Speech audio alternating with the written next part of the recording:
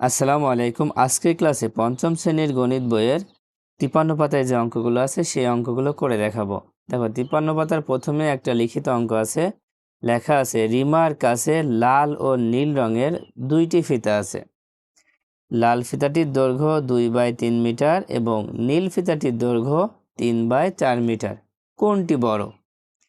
দেখো রিমার কাছে দুইটি ফিতা আছে, একটি ফিতা লাল রঙের, অন্য একটি ফিতা আছে নীল রঙের।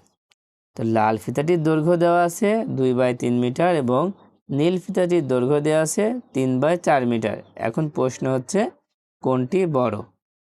এই কোনটি বড় এটা বের করার জন্য আমাদের প্রথম কাজ হচ্ছে এই দুইটা ভগ্নাংশের যে হর আছে, এখানে 3 আছে এখানে 4 আছে, এই হরগুলো সমান করতে হবে।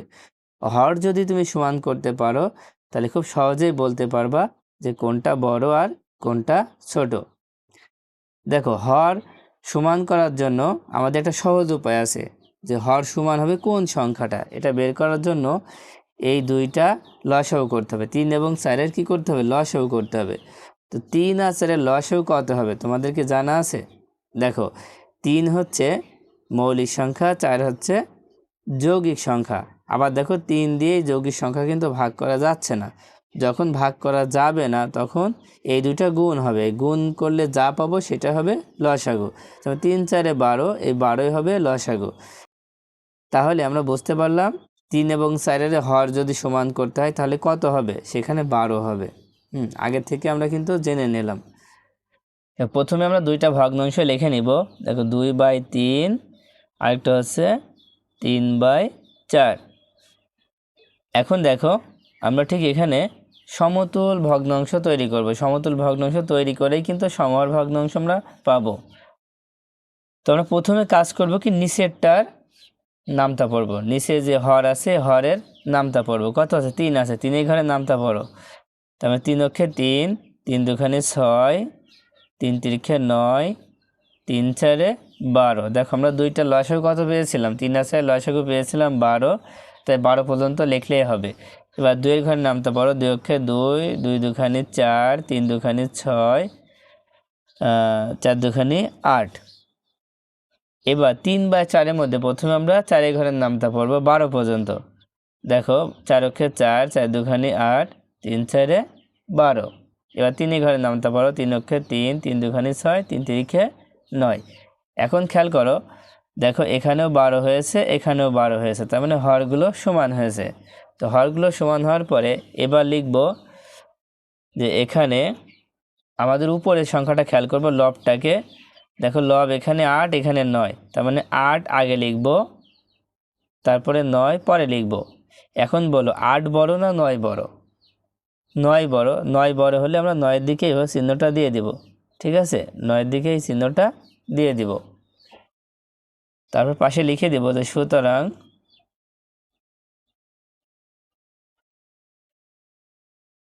এই 8 মানে আমরা পুরোটা লিখে দেব যে 8/12।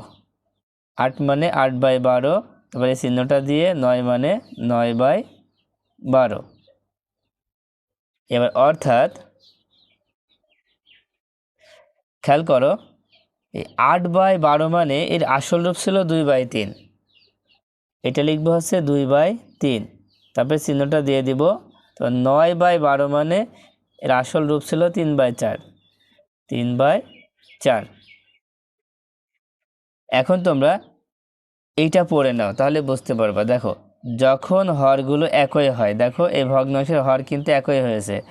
যখন হরগুলো একই হয় তখন যে ভগ্নাংশের লব বড় সেই ভগ্নাংশটি বড় হয়।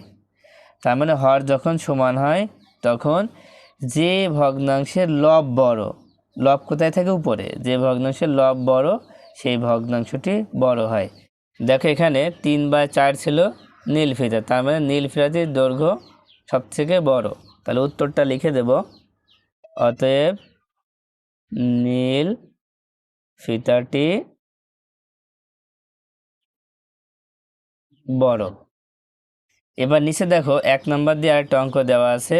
3/5 এবং 2/3 ভগ্নাংশ দুইটিকে সমহর বিশিষ্ট ভগ্নাংশে রূপান্তর করে তুলনা করি। এখানে তুলনা করতে হবে। সমহর বিশিষ্ট ভগ্নাংশ মানে হরগুলো সমান করতে হবে। দেখো এখানে করে দেয়া আছে, প্রথমে 3/5 লিখে নেব, আবার নিচে 2/3 আমরা লিখে নেব। দেখো সমহর বিশিষ্ট ভগ্নাংশের তুলনা করার আগে আমাদের একটা কাজ করতে হবে, যে নিচে যে দুইটা সংখ্যা আছে, যে হর আছে, হর দুইটা লসাগু করে নিতে হবে। দেখো একটা আছে 5, একটা হচ্ছে 3। 5ও মৌলিক সংখ্যা, 3ও মৌলিক সংখ্যা। যদি মৌলিক সংখ্যা হয় তাহলে লসাগু হবে এই দুইটার গুণফল। তার মানে 3 আর 5-এর গুণফল হবে কত? 3 × 5 = 15 হবে। তার মানে হরগুলো কত হবে? 15 হবে। এবার প্রথমে আমরা 3/5 এখানে লিখে নিলাম। লেখার পরে এবার আমরা নিচে যে 5 আছে, 5-এর ঘরের নামটা আগে পড়ব। দেখো 5 × 5, 5 × 2 = 10, 3 × 5 = 15, 4 × 5 = 20। তুমি চাইলে 15 পর্যন্ত পড়লেই কিন্তু হয়ে যাবে, এটা না লিখলেও হবে। এবার 3-এর ঘরের নামটা পড়ো। 3 × 3, 3 × 2 = 6, 3 × 3 = 9, 3 × 4 = 12। যেহেতু এখানে একটা বেশি আছে, বেশি লিখলেও কোনো অসুবিধা নেই। তারপরে আছে 2/3। এবার নিচে আমরা 2/3 লিখে নিলাম। নেওয়ার পরে এবার প্রথমে 3-এর ঘরের নামটা পড়ব 15 পর্যন্ত। 3 × 3, 3 × 2 = 6, 3 × 3 = 9, 3 × 4 = 12, 3 × 5 = 15। যেহেতু আমাদের লসাগু 15 হয়েছিল, তাই এই 15 পর্যন্ত পড়লেই হবে।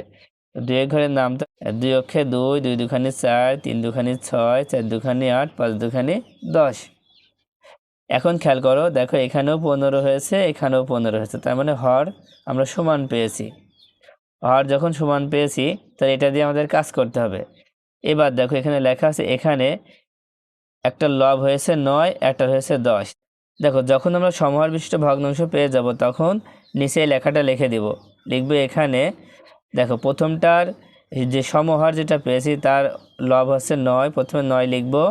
তারপরটা লব হচ্ছে 10, 10 লিখব। এবং 9 আর 10 লেখার পরে দেখব কোনটা বড়, 10 বড়, তাই 10-এর দিকে এই চিহ্নটা ঘুরে দিব। ঠিক আছে? তো সুতরাং দিয়ে এবার এই সম্পূর্ণটা লিখে দিব। প্রথমে লিখব 9/15, তারপরে এই চিহ্নটা দিয়ে লিখব হচ্ছে 10/15। এই চিহ্নটার নাম হচ্ছে ক্ষুদ্রতম চিহ্ন। ঠিক আছে? এটা হচ্ছে কি? ক্ষুদ্রতম চিহ্ন। এবার লিখব অর্থাৎ এই যে আমরা 9/15 পেয়েছি, কোন ভগ্নাংশ থেকে পেয়েছি? 3/5 থেকে। এখানে লিখে দেব 3/5।